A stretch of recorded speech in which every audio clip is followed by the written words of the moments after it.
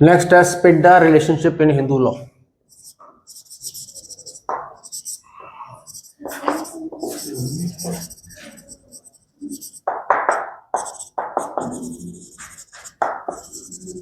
स्पिंडा relationship in Hindu law section 5 clause 5 में ये दर्ज है हिंदू मैरिज एक्ट के, हिंदू मैरिज एक्ट 1955।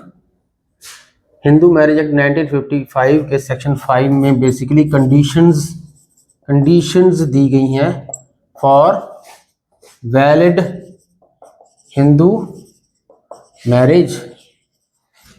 अगर एक हिंदू मेल ने एक हिंदू फीमेल के साथ शादी करनी है तो उसके लिए जो शर्तें हैं वो सेक्शन 5 में हिंदू मैरिज एक्ट में दी गई हैं, जिसमें सेक्शन 5 क्लॉज 5 में एक कंडीशन है कि पार्टीज सपिंडा नहीं होनी चाहिए।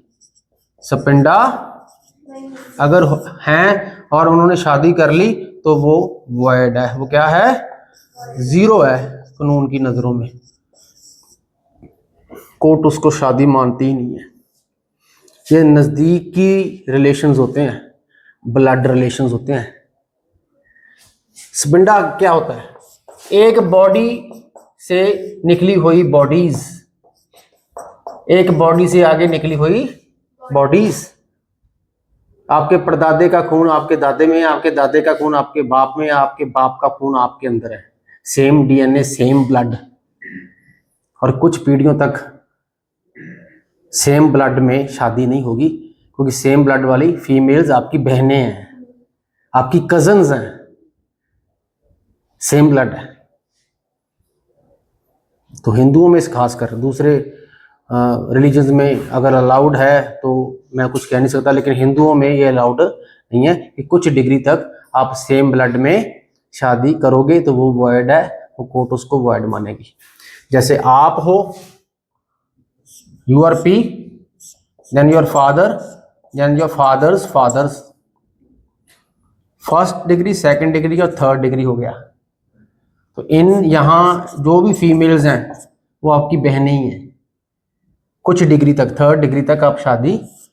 आगे जो ऊपर जाएगा तो वहाँ चलो कोई बात नहीं, अलाउड है, लेकिन पहले कुछ 3 डिग्री तक आप नज़दीकी ब्लड रिलेशनशिप में आपको सके बहन भरा हो, बहन भरा होगे और कजन्स होगे, है ना। तो real brothers and sisters, real brothers and sisters और cousin brothers, brothers and sisters, ये ब्रदर्स एंड सिस्टर्स रहेंगे। हाँ, अगर शादी होके बाद में बच्चे भी हो जाते हैं तो बच्चों का कोई कसूर नहीं, वो जायज़ है, वो लेजिटिमेट है, कानून उनको लेजिटिमेट का दर्जा देता है। लेकिन शादी वॉइड है, शादी क्या है। तो सिमिलरली स्पिंडा के साथ ही एक और होती है प्रोहिबिटेड डिग्री, प्रोहिबिटेड डिग्रीज वो भी दी गई हैं, लेकिन फिलहाल हम सिर्फ स्पिंडा की बात कर रहे हैं, ये टॉपिक सिर्फ स्पिंडा का है। तो क्लोज या near relatives having same blood, उनमें शादी नहीं हो सकती। सेम गोत्रा, सेम गोत्रा क्या नहीं, उनका गोत भी सेम है ना, ब्लड सेम है, वो सेम है।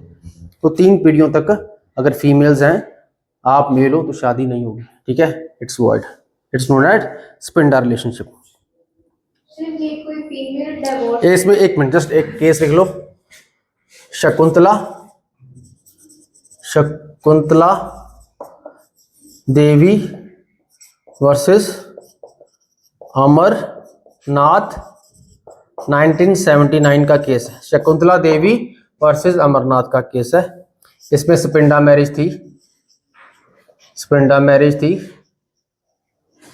और उस स्पिंडा मैरिज को किसी ने चैलेंज कर दिया, कोर्ट में चैलेंज कर दिया, और कोर्ट ने क्या डिसीजन दिया होगा, और प्रूव हो गई कि भी स्पिंडा मैरिज थी। कोर्ट ने क्या डिसीजन दिया, कोर्ट ने उसको वॉइड डिक्लेयर कर दिया, कोर्ट ने उसको वॉइड डिक्लेयर।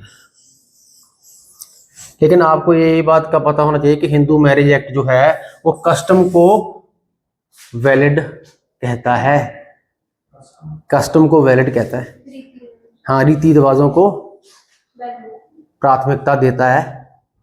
कानून तो है जो है, कानून ने तो कह दिया कि स्पिंडा रिलेशनशिप में शादी वॉइड है, लेकिन कई कम्युनिटीज ऐसी हैं पुरानी कस्टम्स के अनुसार, उनके जो खानदान है या उनकी कम्युनिटी है, जैसे ट्राइबल एरियाज है ना, उनकी पुरानी रीति रिवाज चल रही है, बहनों में भाइयों में शादी हो रही है, उनके कजन्स में शादी हो रही है, वो कहते हैं हमारी रीति रिवाज है, हमारा पुराना रीति रिवाज।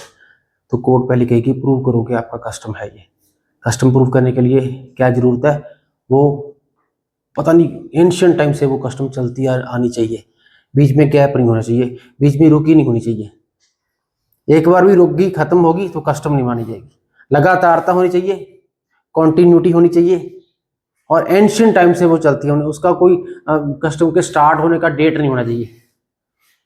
एंशियंट टाइम से कस्टम लगातार, और उनके परिवारों में ऐसा चलता आ रहा है, उनके परिवारों में ऐसा चलता आ रहा है कि हम स्पिंडाज में शादी करते हैं वो हिंदू, तो वो एक्सेप्शनल ढूंढ रहे हैं अपने आप को इस कानून से बचाने के लिए, वो एक्सेप्शनल केस की कैटेगरी में आना चाहते हैं।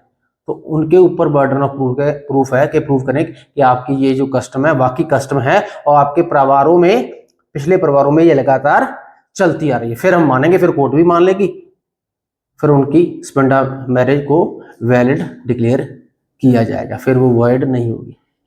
और burden of proof of the custom lies on the person who says that we are having this custom in our family, otherwise ये जो कोडिफाइड लॉ है ये ही लगेगा। पता लग गया?